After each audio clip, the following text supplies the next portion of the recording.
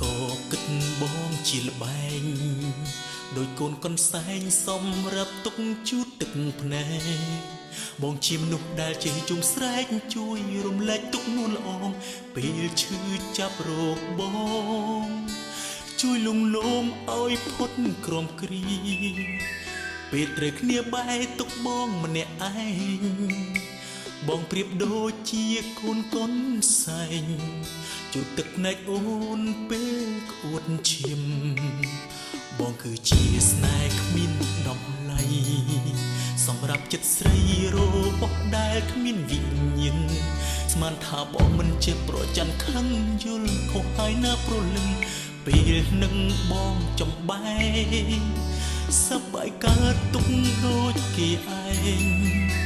ហើយចេះខឹងនឹងអូនទៅស្នេហ៍គេសុំមាសមេឈប់គិតទៅណារូបរាមរាជារបស់លេងបងមានដួងចិត្តស្នេហ៍ស្មោះពិតលើរូបស្រីចរណៃទៅមានអ្នកផ្សេងបងឈឺព្រោះជីវ៉ារូបអូនឈឺចាប់ពេលណាហើយរៀមរាមកប្រឡែងទុកបងដូចដៃស្ដាំឆ្វេងជូតទឹកភ្នែកពេលដែលអូនយំស្រែកបែកបាក់គូសង្សារតើពិតមែនទេមានស្ងួនទុកបងជាតុក្កតាទុកក្រនលួងចិត្តមាសមេពេលដែលជួបរឿងខូចចិត្តរួមរិទ្ធស្នេហាដែលបោកប្រាំ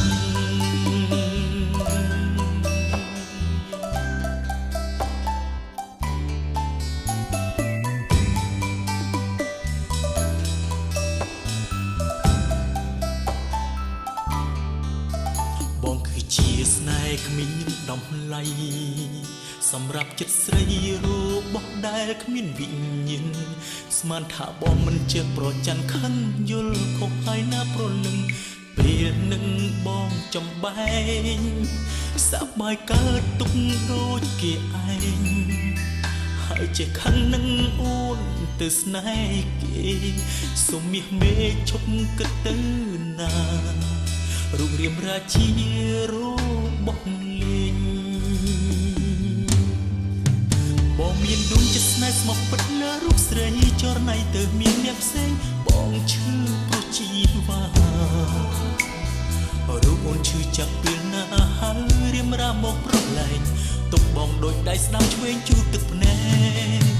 ពេលដែលអូនយំស្រែកបែកបាក់គូសង្សារតើពិតមែនទេមានស្ងួនទុកបងជាតុក្កតា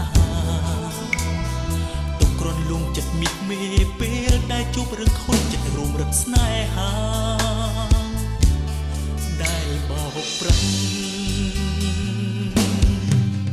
បងមានដួងចិត្តស្នេហ៍ស្មោះពិតលើរូបស្រីចរណៃទៅមានអ្នកផ្សេងបងឈឺព្រោះជីវ៉ា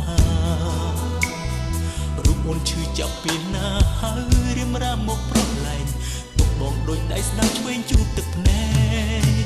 ពេលដែលអូនយំស្រែកបែកបាក់គូសង្សារតើពិតមែនទេមានស្ងួនទុកបងជាតុក្កតាទុកក្រនលួងចិត្តមាសមេពេលដែលជួបរឿងខូចចិត្តរួមរិទ្ធស្នេហាដែលបោកប្រាំ